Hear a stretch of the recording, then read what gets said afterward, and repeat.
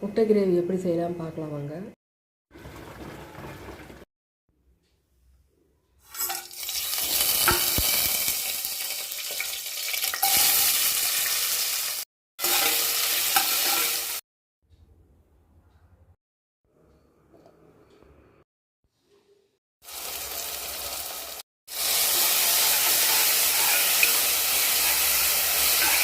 Teaspoon மஞ்சள் தூள், 1 teaspoon மிளகாய் தூள், 1 டீஸ்பூன் கரம் மசாலா தூள், 1 டேபிள் ஸ்பூன் தனியா தூள். இதெல்லாம் இதில் போட்டு நல்லா வறுத்துக்கணும்.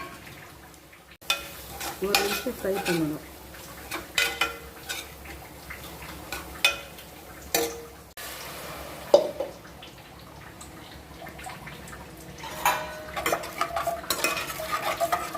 பச்சை வாசனை போக நல்லா கொதிக்கட்டும்.